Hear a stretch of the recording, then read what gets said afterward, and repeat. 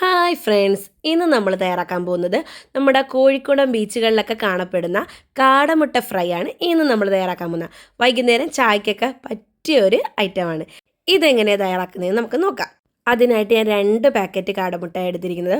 ഒരു പാക്കറ്റ് 10 എണ്ണമാണ്. അപ്പോൾ ഞാൻ 20 എണ്ണം എടുത്തിട്ടുണ്ട്. നമുക്കിത് പാക്കറ്റിൽ നിന്ന് പൊട്ടിച്ച് നമുക്കൊരു പാത്രത്തിലേക്കാക്കാം. ഇപ്പോൾ ഞാനിതെല്ലാം പാത്രത്തിലേക്കാക്കി. ഇനി ഇതൊന്ന് നമുക്കൊന്ന് പുഴുങ്ങിയെടുക്കാം. അതിനായിട്ട് ഞാനൊരു കുക്കർ എടുത്തിട്ടുണ്ട്. കുക്കറിലേക്ക് ഞാൻ ഈ മുട്ടയെല്ലാം പതുക്കെ ഇട്ട് കൊടുക്കണം കേട്ടോ, ഇല്ല പൊട്ടിപ്പോവും. ഈ മുട്ടയെല്ലാം ഇട്ട് കൊടുത്തിട്ട് നമുക്ക് ആവശ്യത്തിനുള്ള വെള്ളവും അല്പം ഉപ്പും കൂടെ ചേർത്ത് നമുക്കൊന്ന് വേവിച്ചെടുക്കാം. ഒറ്റ വിസിലേന്തി പെട്ടെന്ന് വേവും. ഇപ്പം നമ്മുടെ മുട്ടയെല്ലാം റെഡി ആയിട്ടുണ്ട്. നമുക്കിതൊന്ന് ആവി കളഞ്ഞിട്ട് കുക്കറൊന്ന് തുറന്ന് നോക്കാം. ഇപ്പം നമ്മുടെ മുട്ട റെഡിയായി.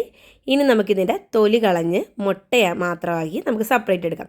ഇപ്പോൾ ഞാൻ മുട്ടയുടെ തൊലിയെല്ലാം കളഞ്ഞ് സെപ്പറേറ്റ് ആക്കി വെച്ചിരിക്കുന്ന ഇത് ഞാനൊന്നൊരു പിച്ചാത്തി കൊണ്ട് 4 സൈഡും ഒന്ന് വരഞ്ഞു കൊടുത്ത് നമ്മുടെ മസാലയൊന്ന് നല്ല രീതിയിൽ പിടിക്കാൻ വേണ്ടിയാണ് ഞാൻ 4 സൈഡിലൊന്ന് വരഞ്ഞു കൊടുക്കുന്നത്. ഇനി നമുക്കിതിനെ മസാല എങ്ങനെയാണെന്ന് നോക്കാം.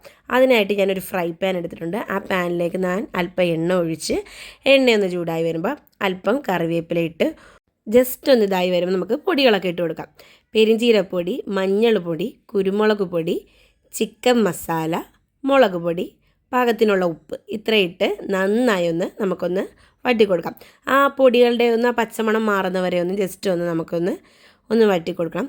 ഇപ്പം നമ്മുടെ പച്ചമണമൊക്കെ മാറി. ഇനി നമ്മൾ നേരത്തെ വഴഞ്ഞു വെച്ച നമ്മുടെ മുട്ടയും കൂടെ ഇതിലേക്ക് ഇട്ട് കൊടുക്കാം. ഈ മുട്ടയെല്ലാം കൂടെ നമ്മുടെ ഈ അരപ്പുമായിട്ട് നന്നായി മിക്സ് ആകുന്ന രീതിയിലൊന്ന് ഇളക്കി കൊടുക്കുക.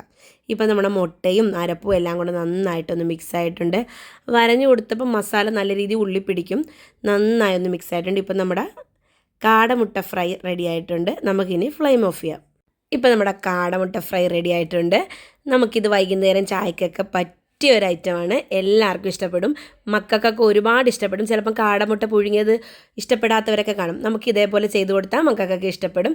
എന്തായാലും അവർക്ക് തന്നെ കൊടുത്ത് അവരുടെ അഭിപ്രായം അറിയാം. എന്തായാലും മക്കൾക്കൊക്കെ ഒരുപാട് ഇഷ്ടപ്പെട്ട് അവർക്ക് ഇതേപോലെ ചെയ്തു കൊടുത്തു കഴിഞ്ഞാൽ വൈകുന്നേരങ്ങളിലൊക്കെ സ്നാക്സായിട്ട് അവരിത് കഴിച്ചോളും. മുട്ട ഇഷ്ടപ്പെടാത്ത മക്കളാണെങ്കിൽ ഇതേപോലെ ഫ്രൈ ചെയ്ത് കൊടുത്താൽ ഇഷ്ടപ്പെടും എല്ലാവർക്കും. എന്തായാലും വീഡിയോ ഇഷ്ടപ്പെട്ടെന്ന് വിചാരിക്കുന്നു. വീഡിയോ ഇഷ്ടപ്പെട്ടെങ്കിൽ ലൈക്ക് ചെയ്യുക, കമൻറ്റ് ചെയ്യുക, സബ്സ്ക്രൈബ് ചെയ്യുക. പുതിയൊരു വീഡിയോ ആയിട്ട് വരുന്നവരെ ബൈ.